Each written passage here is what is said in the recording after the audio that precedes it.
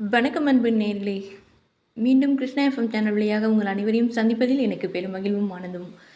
இப்பொழுதும் கூட ரொம்ப அற்புதமான ஒரு நாளில் என்ன விஷயத்தை பற்றி பேச போகிறோம் அப்படின்னா, ஐப்பசி மாதம் அன்னாபிஷேகம் இதை பற்றி தான் பேச போகிறோம். ஐப்பசி அன்னாபிஷேகம் ஏன் இவ்வளோ விசேஷமாக எல்லா சிவாலயங்களிலும் கொண்டாடப்படுது அப்படின்னு உங்கள் எல்லாருக்குமே ஒரு கேள்வி இருக்கும் இல்லையா? அதை பற்றி தான் இன்றைக்கி நான் உங்ககிட்ட சொல்ல போகிறேன். ஐப்பசி அன்னாபிஷேகம் இந்த கொண்டாட்டம், இந்த வழிபாட்டின் தாத்பரியம் ரொம்ப ரொம்ப ஆழமானதுங்க. மிக மிக ஞானமானதும் கூட. அது வெறுமனே சோற்றை இறைவனுக்கு படைத்துவிட்டு மகிழும் உணவு பண்டிகை அல்ல. இதையும் ஞாபகம் வச்சுக்கணும். அன்னதானம் என கொடுக்கும் அன்றாட மரபும் அல்ல. இதையும் நாம் ஞாபகம் வச்சுக்கணும். அதன் தாத்பரியமும் ஆழ்ந்த போதனையும் மிகவும் நுணுக்கமானது. அன்னமய கோஷம் என்னும் உணவால் வாழும் இந்த உடலை தாண்டி ஆத்ம தத்துவத்தை உணர்ந்து இதர 4 நிலைகளை கடந்து ஆனந்தமயம் கோஷம் எனும் இறைநிலைக்கு, இறைவனோடு கலக்கும் நிலைக்கு செல்ல வேண்டும் அப்படிங்கிறது தான் இந்த விழாவோட ஒரு போதனை. சரி, சோறு என்றால் அது பொருள் அல்ல. அதாவது சோறு என்பது ஒரு நிலை, அதாவது பக்குவப்பட்ட நிலை. உண்பதற்கு தயாரான பக்குவத்துக்கு வந்துவிட்ட அரிசியினை சோறு அப்படின்னு சொல்கிறோம். அது அரிசி பக்குவமாக வெந்த நிலை அப்படிங்கிறத தான் அந்த சோறுங்கிற சொல்லி குறிக்கும். பழந்தமிழரிடம் சோறு எனும் வார்த்தை பக்குவப்பட்டதை அல்லது மென்மையாகிவிட்டதை குறிக்கும் ஒரு சொல்லாக தான் பயன்படுத்தியிருக்காங்க. தமிழரிடம் அரிசி சாதத்துக்கு அடிசில் என்னும் பெயர் தான் இருந்ததை தவிர சோறு அப்படிங்கிற வார்த்தை இல்லையாம். நெய்பட அடிசில் என சொல்லும் வரையும், அக்கார அடிசில் எனும் சொல்லும் வரையும் இங்கே சோற்றுக்கு அடிசில் எனும் பெயர் இருந்ததை தான் சொல்லுது. சோறு என்பது அரிசி சோற்றை மட்டும் குறிக்கும் என்பதும் தவறான ஒரு வாதம் தாங்க. அடிசில் என்பது தான் சரியான வாதம். அது அன்னம் போல் வெண்மை நிறத்துக்கு வருவதால் அன்னம் என்றும் அழைக்கப்பட்டது. அன்னம் வெண்மையாக இருக்கு இல்லையா, அதனால் சோத்துக்கு வெண்மையான ஒரு நிறமாக இருக்கிறதுனால அது அன்னம் அப்படின்னும் சொல்கிறோம். நெல் சோறு, கம்மஞ்சோறு, வரகு சோறு, மூங்கில் சோறு அப்படின்னு எல்லா தானியங்களின் பக்குவப்பட்ட நிலை தான் சோறு. மென்மையான பகுதி அல்லது பக்குவமான நிலை சோறு அப்படின்னு அழைக்கப்படுது. சரி, சோற்று கற்றாழை இதுக்கு மிகச்சிறந்த உதாரணம். கற்றாழையின் சோற்று கற்றாழை, யானை கற்றாழை அப்படின்னு பல வகை இருக்குது இல்லையா? சோற்று கற்றாழையின் உட்பகுதி சோறு போல மென்மையானது இருக்கிறதுனால அது சோற்று கற்றாழை அப்படின்னு சொல்கிறோம்.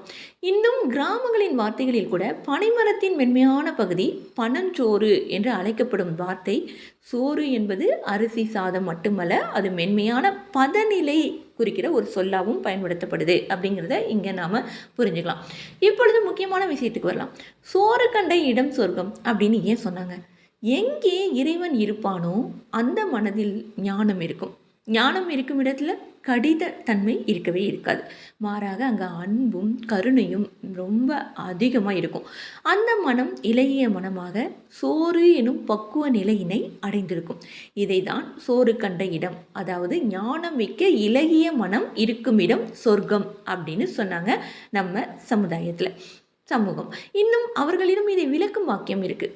ஆத்துக்குள் நின்று அரோகரா அரோகரா என கத்தினாலும் சோற்றில் உண்டாம் சுகம் என்பது சித்தர் வாக்கு. இது அகத்துக்குள் இருந்து அரோகரா என கத்தினாலும் சோற்றுக்குள் உண்டாம் சுகம் என்ற வரியின் திரிபுதான். அகம் என்றால் என்ன?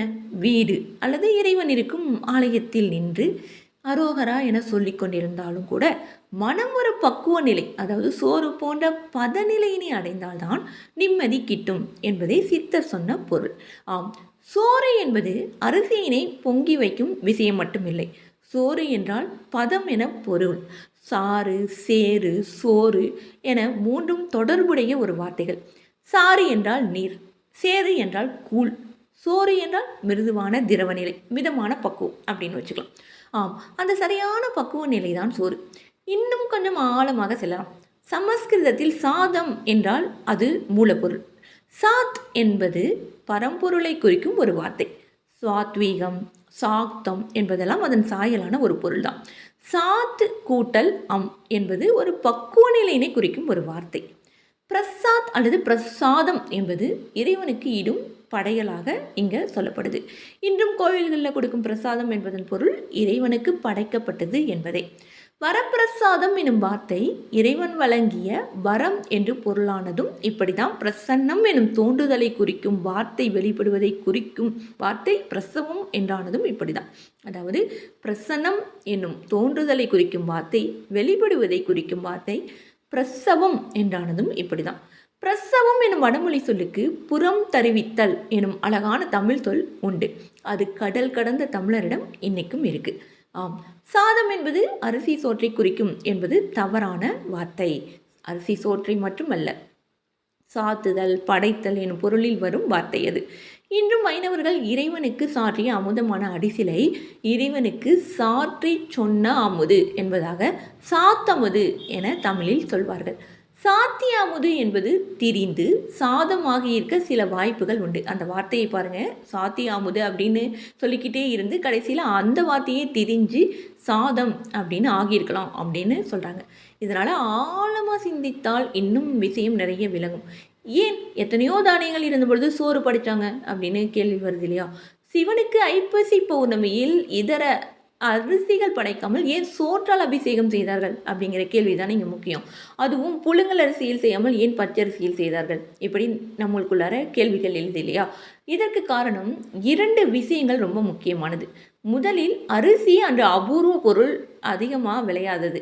அன்றாட உணவில் கம்பும் கூழும் உண்டே தவிர அரிசி சாதம் அந்த காலத்தில் அதிகமாக இல்லை. அந்த நாள் இறைவனுக்கு சாத்துதல் என்னும் பெயரில் மக்கள் எல்லாம் வயிறார உண்ண வைக்க நோக்கமாக இருந்திருக்கு. இப்படி இறைவன் அந்த லிங்கத்து மேலே சாதத்தை சாத்துறது. சரி, வெண்மை நிறத்துக்கு முக்கியத்துவம் கொடுத்த இந்து மதம் உடை திருநீர் போல அரிசி அன்னமே வெண்மையாக இருப்பதை பார்த்துட்டு, ஆம், அரிசி அன்னம் போல் மனம் வெண்மையாக இருக்க வேண்டும் என்பதும் இந்த தத்துவத்தை உணர்த்துவதற்காகவும் லிங்கத்து மேலே சாதத்தை சாத்தியிருக்காங்க. இரண்டாவது, கண்டிப்பாக பச்சரிசி தான் வைப்பார்கள். காரணம் என்ன? அவித்த நெல் முளைக்காது, அதாவது அதில் உயிர் இல்லை. அதை அவித்தால் இறந்ததை மீண்டும் அவித்தது போல ஆகிடும் இல்லையா? உயிர் இல்லாததை இறைவனுக்கு படைக்காமல் பச்சரிசி என்னும் அவிக்காத அரிசியினை முதல் பொங்கலாக படையலாக இட்டாங்க. சோறு என்னும் நிலைக்கு அரிசி பக்குவப்பட்டு மானிடருக்கு பயனாவது போல மனம் பக்குவப்பட்டு மானிடருக்கும் இறைவனுக்கும் மனிதன் பயனுற வாழ வேண்டும். பக்குவப்படாத அரிசி பசி ஆற்ற உதவாது. பக்குவப்படா மனித மனம் இறைவனை அடையாது. இறை உணர்த்தத்துக்கு தான் இந்த நிகழ்ச்சி எல்லா சிவ ஆலயங்களிலும் செஞ்சுட்டு இருக்காங்க. இதுதான் சிவலிங்கத்துக்கு அன்னம் சாற்றும் தத்துவம். இறந்தோருக்கு பிண்டம் வைப்பதிலும் இந்த அர்த்தம் இருக்கு. நான் பக்குவப்பட்டு விட்டேன், இறப்பு இயல்பானது, தவிர்க்க முடியாதது என அதை தாங்கும் பக்குவத்தை அடைந்து விட்டேன் அப்படிங்கிற பொருள். 3 பிண்டம் என்பது முக்காலமும் சாவு உண்டு என மனதை பக்குவப்படுத்தும் ஒரு தத்துவம். சரி, ஐப்பசியில் ஏன் சரியாக வைத்தார்கள் அப்படிங்கிற ஒரு கேள்வி, இன்னொரு கேள்வி இருக்கு இல்லையா? எத்தனையோ காலம் இருந்தும் ஏன் ஐப்பசி மாத பௌர்ணமிக்கு அன்னமிட்டார்கள் அப்படிங்கிறத தெரிஞ்சுக்கலாம். ஆடியில் விதைப்பது புரட்டாசி இறுதியில் அறுவடையாகும்.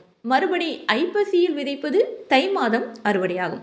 ஆடி மாத காவேரி பொங்கி அதன் விளைச்சலின் முதல் படையல் சிவனுக்கு இடுதல் விசேஷம். தஞ்சை பெரிய கோவிலின் பிரம்மாண்ட லிங்கத்துக்கு பிரம்மாண்ட அன்னம் சாத்தப்பட்டது இதனால தான். எல்லா பௌர்ணமியும் விசேஷமாகிறது அப்படின்னாலும் ஐப்பசி எனும் துலா மாத பௌர்ணமிக்கு தனி சிறப்பு இருக்குது. இதனை ஒரு புராண கதையோடு சொன்னார்கள் இந்துக்கள். அங்கே வாழ்வியல் நெறி சொல்லி மக்களுக்கு போதித்து அப்படியே பிரபஞ்ச அருளை பெற வழி செய்த மதம் நமது மதம். ஆம், இந்த பௌர்ணமி அன்றுதான் சந்திரன் தன் சாபம் தீர்ந்து 16 கலைகளுடன் பூரண சந்திரனாக ஜொலிக்கும் நாள். என்ன சாபம் அது? வானியலை என்றோ ஆழமாக மிக நுணுக்கமாக கற்றிருந்த இந்த மதம் சந்திரனின் இயக்கமும் சுழற்சியும் பலனும் சொல்ல, மானிடருக்கு அவரின் சுபாவப்படி சொல்ல, மானிட உறவுகளை சுட்டி காட்டி புரிய வைக்க முயற்சி செஞ்சாங்க. அதன்படி 27 நட்சத்திரங்களுக்கும் சந்திரனுக்குமான தொடர்பை மன உறவு அப்படின்னு சொன்னாங்க. அத்திரி முனிவர் அனுஷா தம்பதியர் மகனான சந்திரனுக்கு மகா தபஸ்வியான தட்சனின் மகள்கள் 27 பேரை திருமணம் செய்து வைத்தான் தட்சன். எல்லா பெண்களையும் ஒன்று போல் சமமாக நடத்த வேண்டும் இல்லையா? ஆனால் அவன் விதித்த நிபந்தனை சந்திரனும் அதற்கு ஒப்புக்கொண்டான். எனினும் சந்திரனுக்கு நெருக்கமான மனைவியான ரோகிணி நட்சத்திரத்திடம் மட்டும் அவன் தனி அன்பு காட்டியதால் மாமனார் தட்சன் அவனுக்கு தேய்ந்து போக சாபமிட்டான். அவனின் கலைகள் ஒவ்வொன்றாக அகன்று கொண்டே வந்தது. அவன் 16 கலைகளில் தேர்ச்சி பெற்று அதிபதியாக இருந்தான். அதாவது அந்த கலை என்னன்னா, மேதை கலை, அருக்கீச கலை, விடக்கலை, விந்துக்கலை, அர்த்த சந்திரக்கலை, நிரோதினிக்கலை, நாதக்கலை, நாதாந்தக்கலை, சக்திக்கலை, வியாபினிக்கலை, சமணிக்கலை, உண்மனைக்கலை, வியோம ரூபினிக்கலை, அனந்தைக்கலை, அனாதைக்கலை, அனாசிறுத்தைக்கலை அப்படின்னு 16. இவைதான் 16 வகை செல்வங்களின் அடிப்படையும் கூட. அதுக்கப்புறம் சிவனை நோக்கி அவன் தவம் இருக்க அவன் சாபம் தீர்த்த சிவன் அவன் மேலும் தேயாதவாறு தலையில் அணிந்து கொண்டு சொன்னார், சந்திரனே, நான் உன்னை அழியாமல் பார்த்து கொண்டேன். ஆனால் தட்சன் பெரிய தபஸ்வி அப்படிங்கிறதுனால அவன் சாபமும் உனக்கு பழித்துதான் தீரும். அதன்படி ஒருமுறை தேய்ந்து ஒருமுறை எழுந்து வருவாய். துலாம் ராசியில் சூரியன் வரும் நாளில் உன் 16 கலைகளுடன் பூரணமாகி ஜொலிப்பாய் அப்படின்னு சிவபெருமான் வரம் கொடுத்தாரு சந்திரனுக்கு.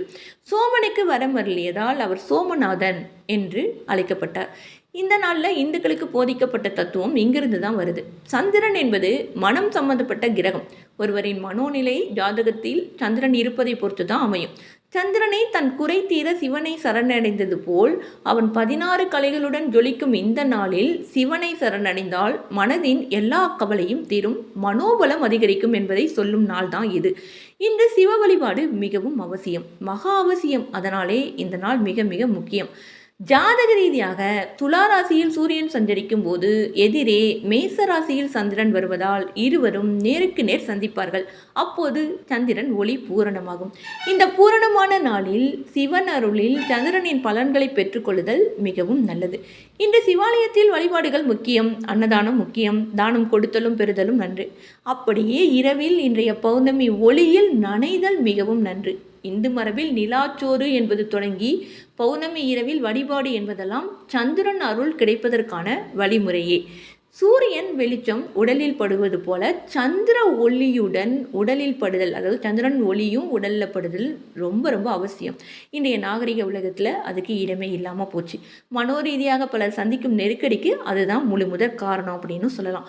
இன்று சிவனை வழிபட்டு இரவில் சந்திரனின் முழுக்க நனைய ஏகப்பட்ட பலன்களை பெற்றுக்கொள்ள முடியும். இரவு நிலவொளி வழிபாடு, தியானம் போன்றவை இன்னும் கை கொடுக்கும்.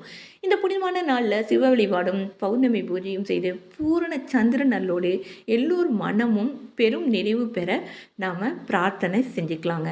இதுதான் இன்னைக்கு அன்னதான விசேஷத்தோட ரொம்ப அற்புதமான விளக்கம். இந்த விளக்கம் உங்களுக்கும் புரியும் அப்படின்னு நம்புகிறேன். ரொம்ப அற்புதமான இந்த நாளில் சிவனின் அனுகிரகமும் அந்த சந்திரனின் பூரண அனுகிரகமும் உங்கள் அனைவருக்கும் இருக்கட்டும் என்று சொல்லிக்கொண்டு மீண்டும் இதே போல ஒரு அற்புதமான பதிவோடு சந்திக்கலாம். அதுவரை உங்களிடமிருந்து விடைபெறுவது நான் உங்கள் அன்பரே பல சகோதரி இளைவினி கிருஷ்ணா. வணக்கம் அன்பு நேய சொந்தங்களே, நன்றி நேர்களே.